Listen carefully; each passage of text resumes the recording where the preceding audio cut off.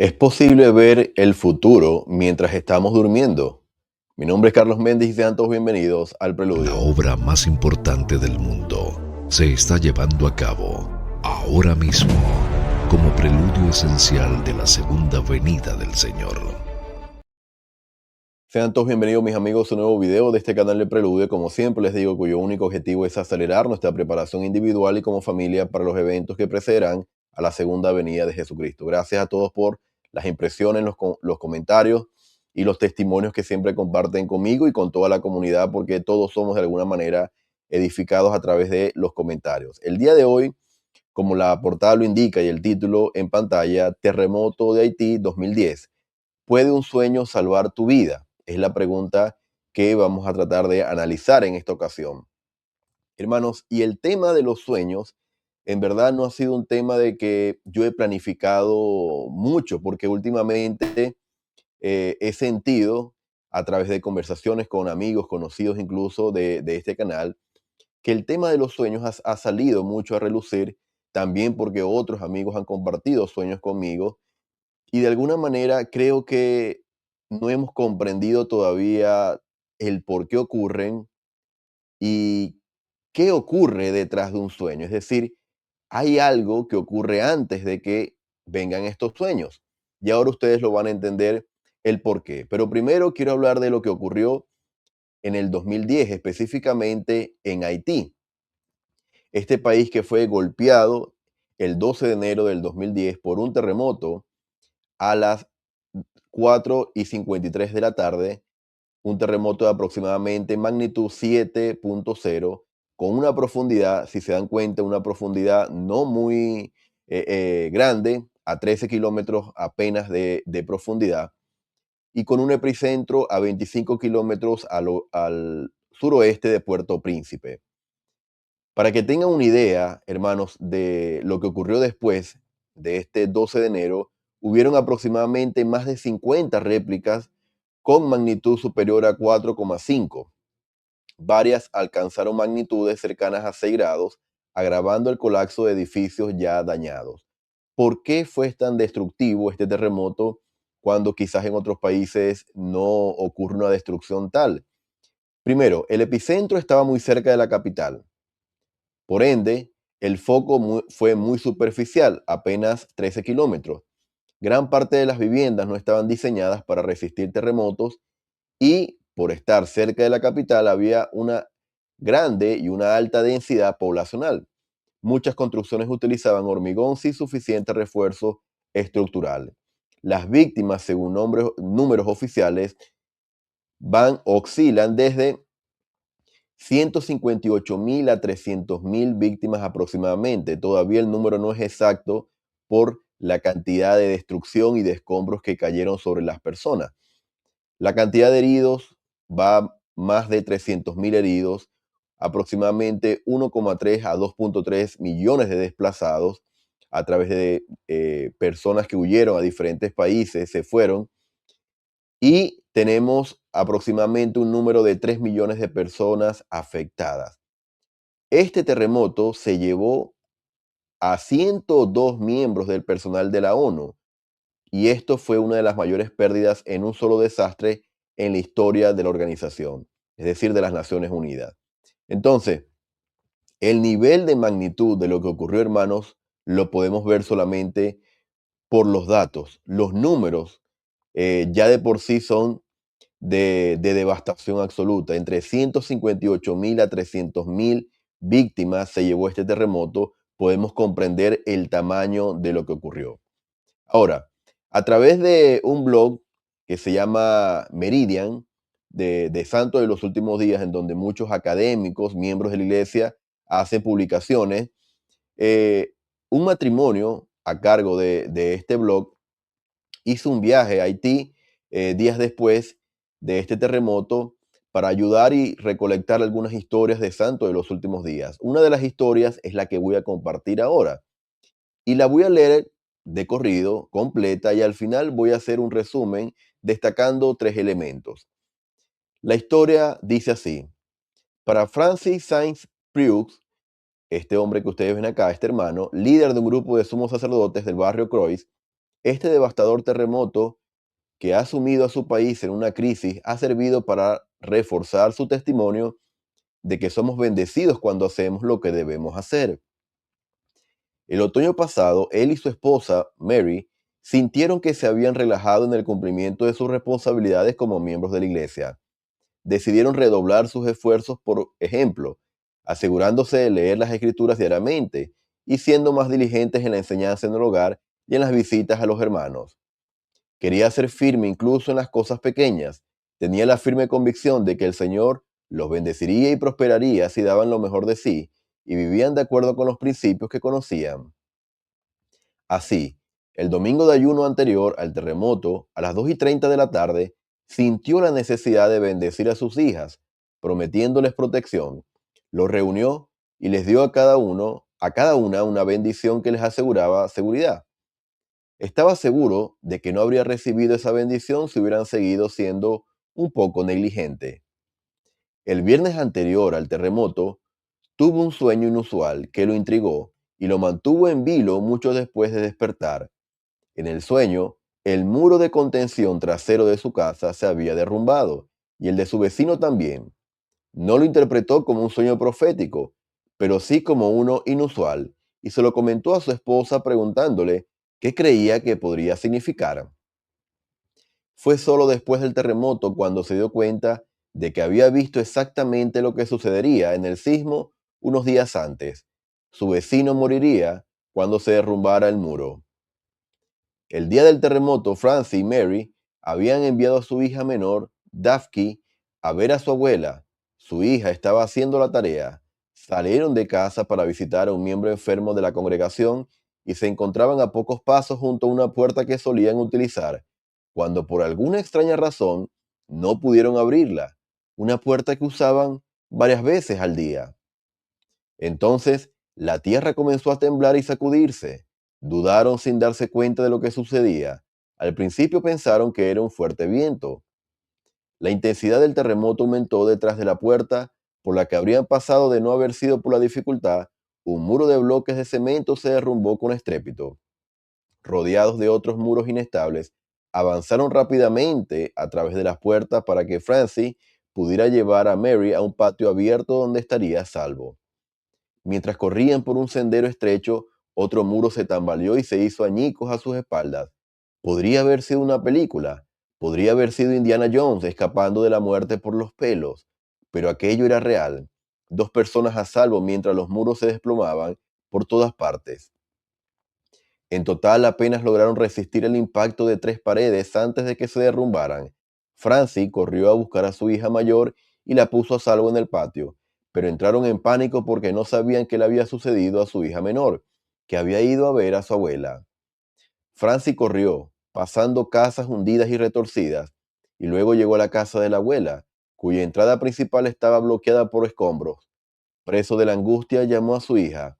Daphne, Daphne. Sintió un alivio inmenso cuando ella gritó, Poppy. La abuela también estaba a salvo.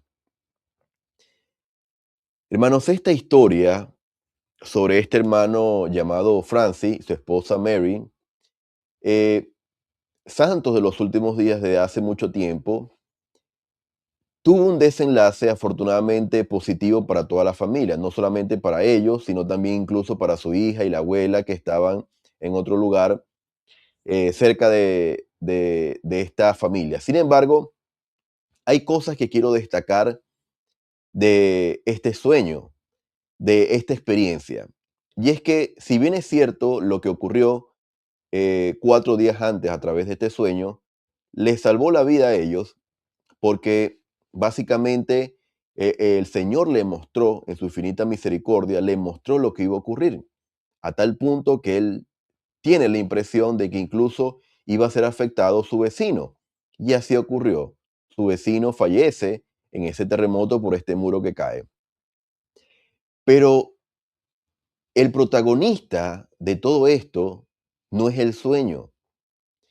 Si se dan cuenta, un domingo, el domingo de ayuno antes a este día, al 12 de enero, él recibe una impresión de bendecir a su familia, a sus hijas específicamente, y bendecirlas con seguridad y protección. Pero los que salvó su vida tampoco fue esa bendición. Entonces la gran pregunta es, si esta bendición, el primer domingo de ayuno y testimonio de ese enero del 2010, no lo salvó, si tampoco lo salvó ese sueño, ¿verdad? ¿Qué entonces fue lo que lo salvó? Hermanos, si recuerdan al principio de la historia, dice que ellos, y voy a colocar en pantalla grande para que vean lo que al principio de la historia dice.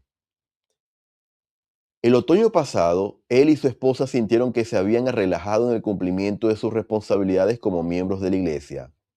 Por ende, decidieron redoblar sus esfuerzos, por ejemplo, asegurándose de leer las escrituras diariamente y siendo más diligentes en la enseñanza en el hogar y en las visitas a los hermanos. Aquí está la clave.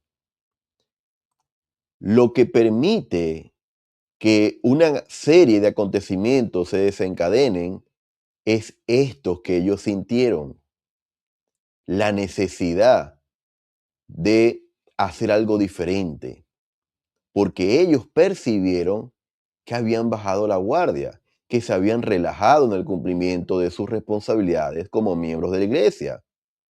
Quizás asistían, pero habían bajado la guardia, no con tanta intensidad. Hermanos, si no hubiesen tomado esta decisión, no hubiesen sentido este hermano Francis la necesidad de bendecir a su familia 2 semanas antes del terremoto y por ende el Señor no les había brindado la oportunidad de recibir este sueño como advertencia 4 días antes del terremoto. Si se dan cuenta, el trabajo espiritual que ellos hicieron fue muchos meses y días antes de ese terremoto del 12 de enero.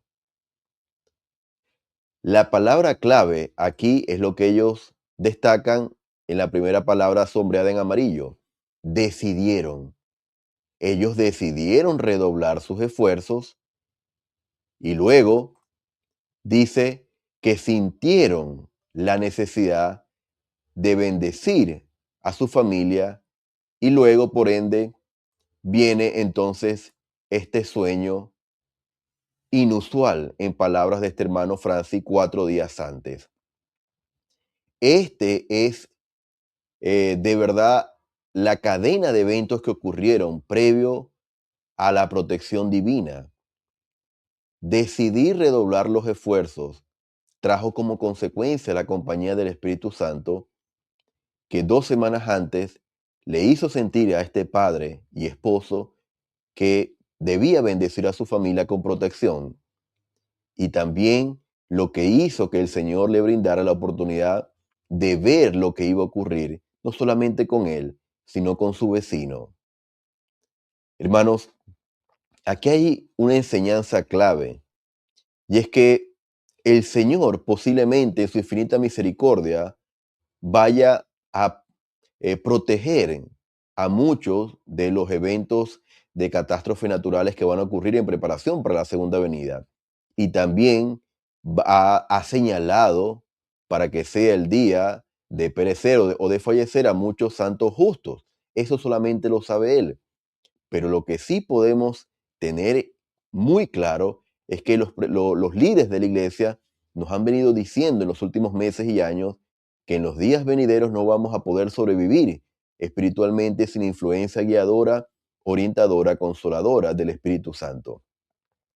¿Qué hubiese ocurrido si el hermano Francis y su esposa Mary no hubiesen redoblado sus esfuerzos para mejorar esas cosas en donde no estaban siendo completamente fieles? ¿Qué hubiese ocurrido?